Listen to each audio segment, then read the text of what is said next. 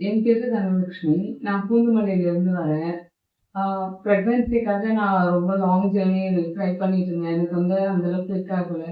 So எனக்கு ஒருத்தங்க nearby எனக்கு தெரிஞ்ச ஒரு ஃப்ரெண்ட் வந்து தேன்மொழின்னு ஒருத்தங்க இருந்தாங்க. அவங்க வந்து பிரீத்தி மேம் மூலமா ப்ரெக்னென்ட் ஆயிட்டு கேர்ள் பேபி டெலிவரி ஆச்சு.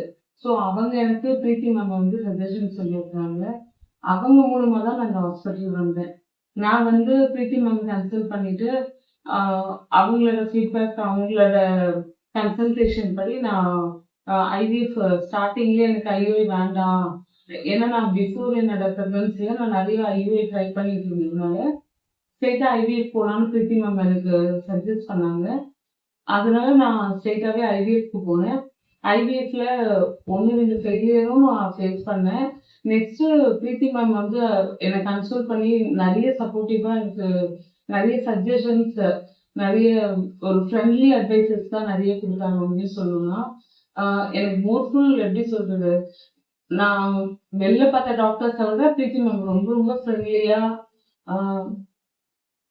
மோர் தென் ஃப்ரெண்டோட நல்லா வாடா போடா அந்த மாதிரி தான் பேசுவாங்க. பேசி எனக்கு நிறைய ஒரு ரொம்ப ஓப் கொடுத்து தான் எனக்கு லாஸ்ட் ஐவிஎஃப் பண்ணாங்க. பண்ணதுல எனக்கு ரொம்ப சக்ஸஸ்ஃபுல்லாகவும் ஆச்சு. ஆக்சுவலாக எனக்கு ரெண்டு எம்ப்ரியோஸ் வச்சாங்க, ஈடி ட்ரான்ஸ்ஃபர் பண்ணாங்க. ரெண்டுமே சக்ஸஸ் ஆச்சு. ஆனால் காட் கிரேஸ்னால எனக்கு ஒரு எக் வந்து ஹார்ட் பீட் இல்லாமல் போயிடுச்சு. ஒரு பேபி தான் எனக்கு வந்து இதாச்சு. அதுல தான் பாய் பேபி எனக்கு கிடைச்சிருக்காங்க இப்போ.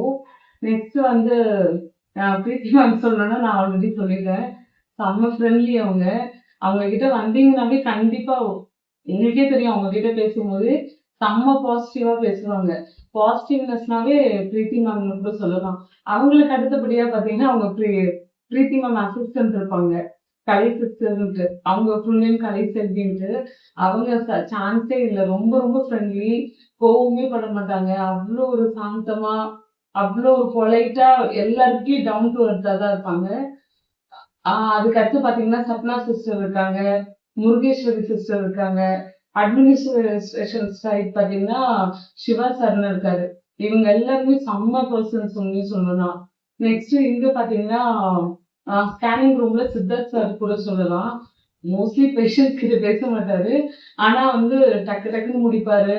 ரொம்ப மூஞ்செல்லாம் காமிக்க மாட்டாரு, ஒரு மாதிரி சிறுசிறுலாம் இருக்க மாட்டாரு. அவங்களுக்குலாம் ஏதாவது பண்ணிப்பாங்க, ஆனா பேஷண்ட்ஸ் கிட்ட ரொம்ப பொலைட்டா எல்லாமே நல்லா பண்ணுவாங்க. மற்றபடி ஹாஸ்பிட்டல் ரொம்ப ரொம்ப நல்லா இருக்கு. நீங்க ட்ரை பண்றதுன்னா ட்ரை பண்ணலாம். என்னோட ஃபீட்பேக் இதுதான். மற்றபடி அட்மின் சைட்லயும் சரி, ரிசப்ஷன் சைட்லயும் சரி, நல்லா சப்போர்ட்டிவா இருந்தாங்க. என்ன டவுட்னாலும் எது கேட்டாலும் உடனே வந்து பொலைட்டா சொல்லுவாங்க.